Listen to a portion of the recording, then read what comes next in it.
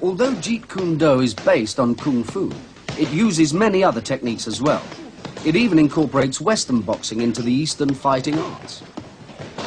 The students are taught to fight ferociously, and yet to be sensitive to their opponent. They must feel out his technique and respond to the energy of his attacks, taking it over and using it against him. Bruce Lee taught that the response to attack can be to use a technique from any fighting system in the world. It's a combination of East and West, and there's neither Japanese or Chinese or Okinawan or Korean or Filipino or Indonesian, or which he also borrowed from French Savate quite heavily also. See? So it's just a combination that somebody had something to offer, and he wanted to blend it into what worked for him. So Jeet Kune Do, Bruce's art, is basically what works for that individual. And it still goes back to what we're talking about: research your own experience, absorb what is useful, and reject what is useless, and add specifically what is your own creation. Bruce never taught us forms, and we're probably the only non-classical Kung Fu style that has never been taught forms. And according to Bruce, if you taught forms, it wouldn't be the mechanics. Okay, if you notice a lot of Chinese sets, they'll go like this, right? And they'll go like this, or they'll go like this, and they'll go like this, and then they'll do it with the left hand, see? Bruce was against forms because you don't know what it's for.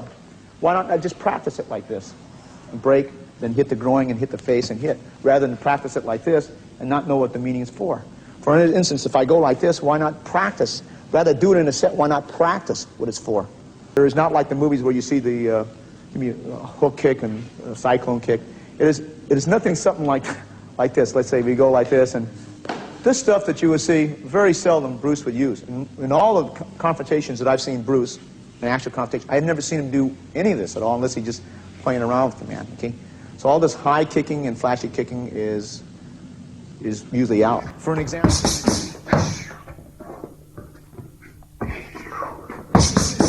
when Bruce Lee was organizing the kickboxing, he didn't really call it kickboxing in the beginning.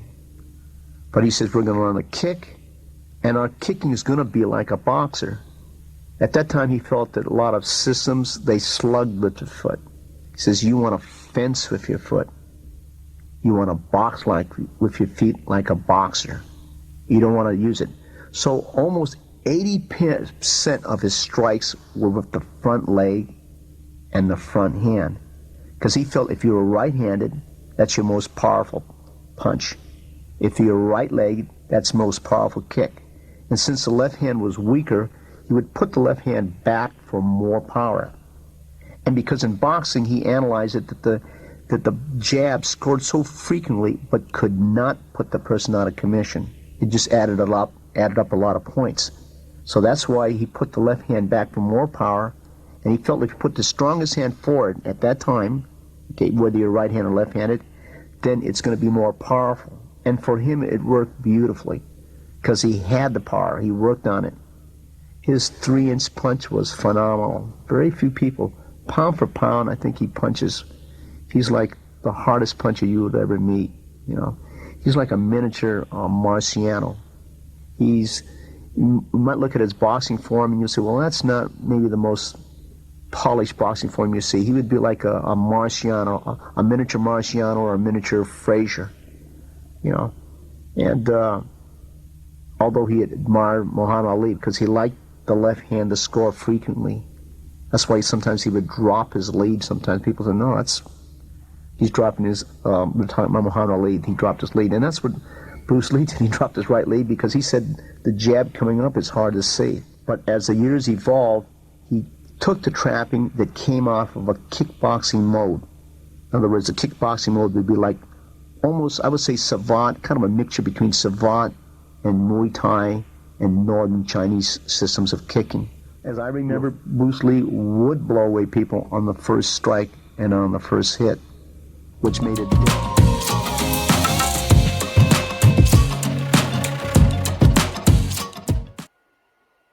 Hi folks, welcome to the channel where we don't hold anything back, we say it as it is, but we also keep it respectful. Now some people are not going to agree with what I'm saying, it's just my opinion. And I'd like to contribute to this debate with my opinion and theory. When someone says Bruce Lee can't fight or never fought, or that someone else could beat him, they are talking absolute rubbish. They either don't know anything about fighting or they are just plain ignorant. I'm not saying I'm a great Bruce Lee lover, but I'm saying anybody can fight, even those who say Bruce Lee can't fight. In fact, even a toddler can fight. It's just that when they fling their arms and legs out, they don't have the power. Anyone who can extend their arms and hit a target with a fist a few times and kick or bite in aggression towards another person is fighting. There are sports fighting with strict rules, and there are no rules fighting where anything goes and can be used.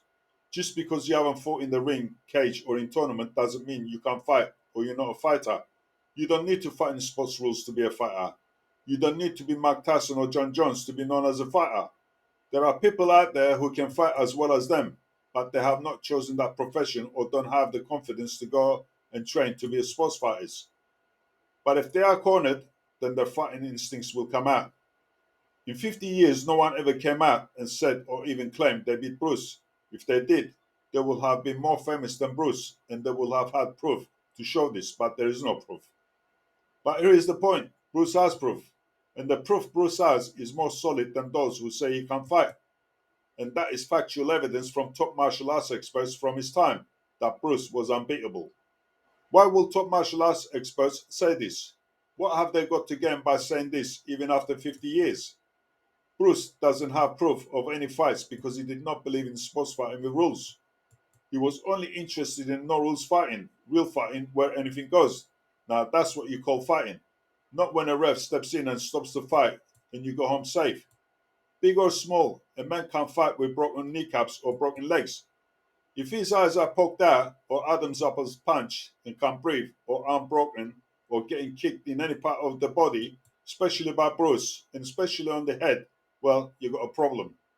The men did not train 10 hours a day, read countless books on fighting, use training equipment that was way more advanced than many others had, and not be able to fight.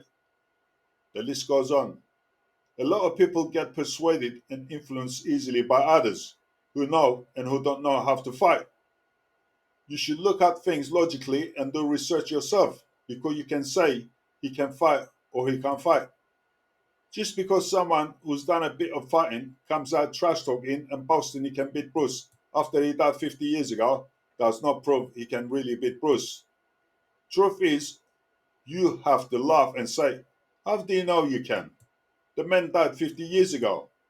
I bet he will answer back with the most stupid answer. If you're an MMA fighter, you will not be practicing MMA if it wasn't for Bruce. And if you're a boxer and say you can knock out Bruce, well, Bruce wasn't into fighting with rules. And in the street, your boxing skills are useless against a master street fighter. I'm sure a lot of people will say, well, he was only 5'8" tall and one leg shorter than the other one. Okay, size does matter, but in some cases, it does not. If the smaller guy is faster and has vast fighting technical skills and fighting intelligence, I'll put my money on the smaller guy. Sometimes a smaller guy's punch can be more powerful than a bigger person's can be. Muscle power and speed velocity can generate more power on impact than a bigger guy. Also, adrenaline and pain threshold play a part. But when we talk about Bruce Lee, it doesn't matter about height or size. He's in a different league than 90% of the men on this planet. Even if you are a Bruce Lee hater and don't like what you hear, you can argue and say what you like until aliens lands on this planet. It won't change the fact that he was what he was. No one can prove he could not fight, but they can prove he can and was a formidable fighter. Simple as that. Until someone comes up with a proof that they beat Bruce, Bruce will remain a formidable fighter. So, what do you think, folks? Can Bruce Lee fight, or he was just a hyped up martial artist? Leave your comments below and keep it civilized. See that like button if you like this content. Give it a solid uppercut and do a nice Mawashi Jordan on the head. Thanks for watching and see you next time. He was a great fighter.